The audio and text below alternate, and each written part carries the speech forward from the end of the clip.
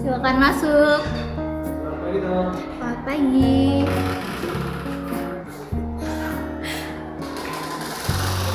Silakan duduk Ibu.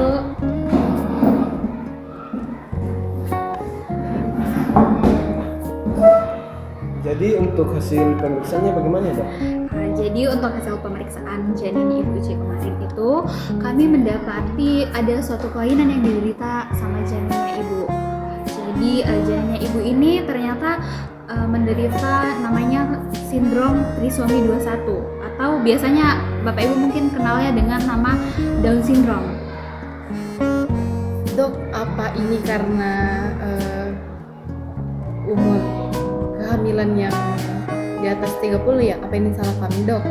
Dan nantinya anak kami tidak akan bisa hidup normal dok. Bapak Ibu mungkin mendengar kabar ini rasanya sedikit berat ya, apalagi ini kehamilan pertama. Tapi Bapak Ibu tidak perlu khawatir karena sebenarnya kondisi ini tidak sepenuhnya salah Bapak Ibu. Walaupun mungkin tidak bisa kita pungkiri ya, usia kehamilan itu juga turut menjadi faktor dari adanya kelainan ini. Tapi saya akan jelaskan lebih lanjut mengenai kondisi ini supaya Bapak Ibu bisa paham mengenai kondisi yang dialami oleh janin Bapak Ibu. Jadi Bapak Ibu, manusia itu punya kromosom di tubuhnya.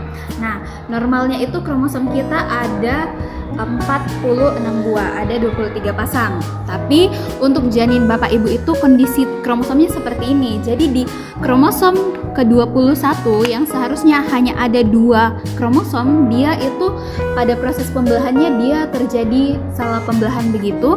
Jadi menyebabkan kromosomnya itu ada 3. Jadi yang seharusnya hanya sepasang menjadi 3. Maka kondisi kromosom yang harusnya ada 46 buah itu malah menjadi 47 buah. Jadi kromosomnya itu bertambah 1. Jadi gimana nanti pertumbuhan tumbuh kembang anak kami dok? Nah, untuk tumbuh kembang anak Bapak Ibu tidak perlu terlalu khawatir.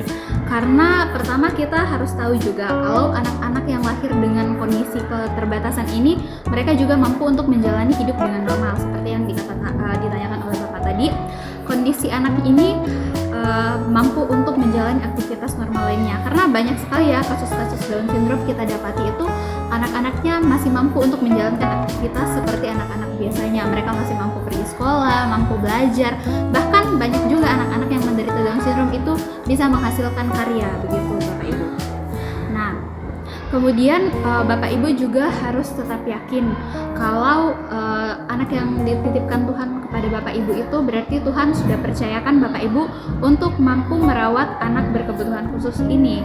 Tuhan yang mempercayakan dan pastinya akan memampukan Bapak Ibu dalam menjaga dan merawat anak Bapak Ibu. Jadi sebagai orang tua apa yang bisa kami lakukan dok?